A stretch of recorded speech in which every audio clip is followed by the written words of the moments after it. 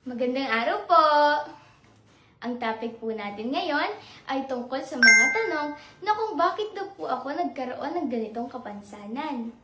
Umpisahan po natin ang aking kwento. 5 buwan po ang tiyan ng aking ina naong nalaman na ang kanyang pinagbubuntis ay kambal.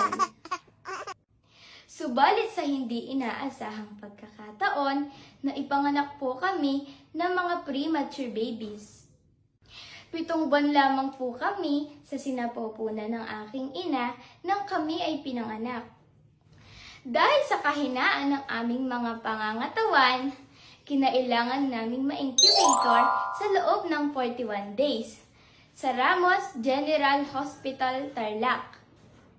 Noong kami ay nakalabas sa hospital, 2 weeks after, kami ay isinailalim sa ICE screening. At doon po nalaman na ako po ay may stage 4B retinal detachment. Ito po ay sanhi ng pagiging ROP baby or retinopathy of prematurity. May mga nagsasabi po na dahil kami ay na-incubator ng mahabang panahon, kaya ako po ay nagkaroon ng sakit sa mata. Mali po. Ito po ay dahil kami ay mga premature babies. Hindi po nag-develop ang aking mga mata. Kaya ako ay nagkaroon ng retinal detachment. Ang retina ay isang layer ng mga selula na sensitibo sa liwanag.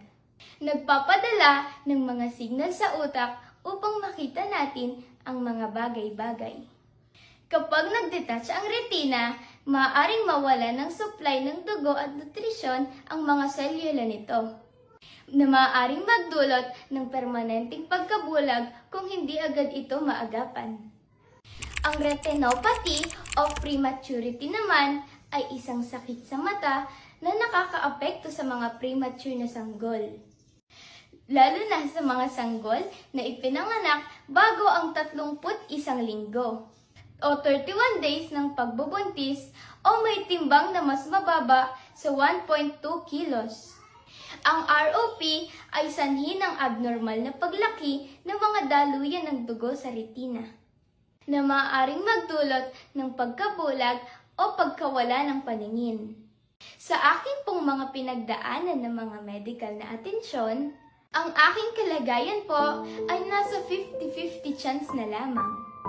Ibig sabihin po na kahit ako po ay sumailalim sa isang operasyon, wala pong kasiguraduhan na makakakita pa po ako. Kami po ay nanggaling na sa iba't ibang hospital tulad ng St. Luke's Medical Center at American Eye Center na mga kilalang hospital. Ngunit iisa lamang po ang kanilang findings. Kaya nung ako'y nagkaisip at nalaman ko ang history ng aking pagkabulag, maluwag ko itong tinanggap sa aking puso. At matapang kong hinarap ang mga pagsubok kasama ng aking pamilya at mga kaibigan. Kaya sa mga may pamilya na PWD na katulad ko, kailangan lang namin ang inyong malawak na pasensya at pag-unawa sa mga katulad namin. Lalo na po ang inyong pagmamahal. Yun po ay aming lubos na kailangan. Yun lamang po ang aking maibabahagi sa inyo ngayon. Maraming salamat po. Please like, share, and follow!